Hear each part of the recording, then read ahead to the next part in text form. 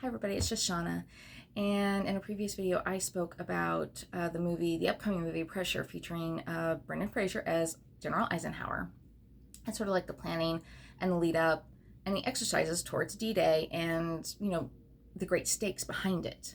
And how this was the biggest invasion, all the weight and the stress was upon their shoulders to get this right because they only had one chance. And how it was also paralleling the book I was reading, The Steel Wave by Shaara. And this pretty much, it really did. It just paralleled it really well. And the only thing I found, I guess, confusing was the title and the cover art. I expected, something about the beach landings and the storming of the beaches. There was a lot from Eisenhower's perspective. There was a lot from Rommel's, which I wasn't expecting, but I really enjoyed. Then there was some from Patton's, which I'm not going to get into that. I don't like Patton. And then there was three different perspectives. Two American and one German. One of which that was really prominent was a Sergeant Jesse Adams of the 82nd Airborne Division, a paratrooper from, I believe, the 505th Parachute Infantry Regiment. And then there was another, I can't remember his first name, Thorne, who was from the 29th Infantry Division, the Yin Yang Division that stormed Omaha, which, why we have this very iconic picture. We all know this picture.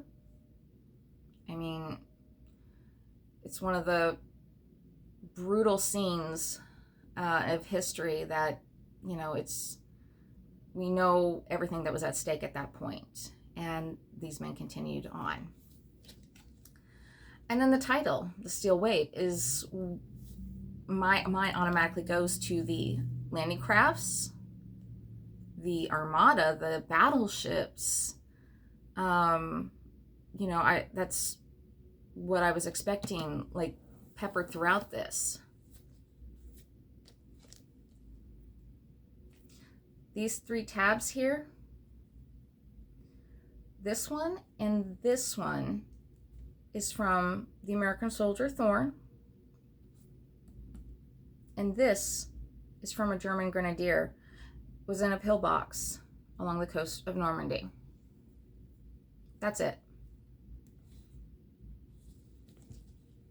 The rest is from Eisenhower, Rommel's, sometimes Patton's, and Sergeant Jesse Adams. And I felt like it really didn't connect to the title and, of course, the cover art.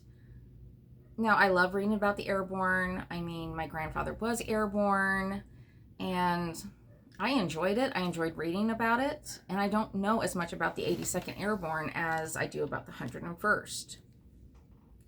So I found that interesting, but I feel like it just dismissed. I mean, it was a good book. I liked the book. I enjoyed it. The ending was actually pretty bittersweet.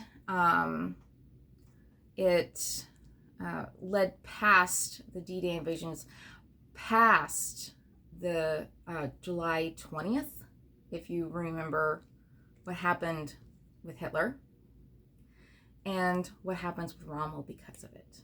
And that, I felt, was pretty bittersweet, bitter sad. And I thought it was, though, a really good ending to the book. And I just wish that this book focused more or gave more attention to the guys that stormed the beach, because we wouldn't have been successful without any of it. It all combined is what made it so successful.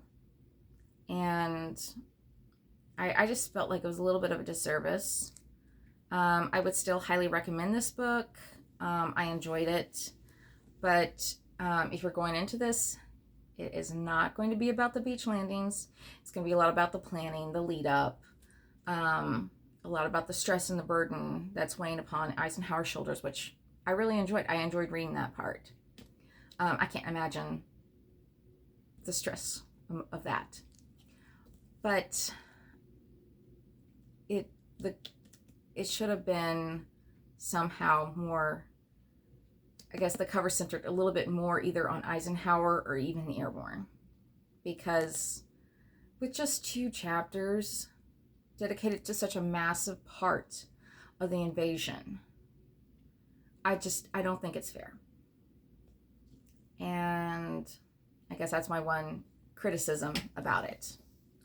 But I overall enjoyed it, and I do recommend it. I think it's a great way to really kind of immerse yourself in a part of history, and it was a very, very crucial part in our history. So I guess that's about it for now.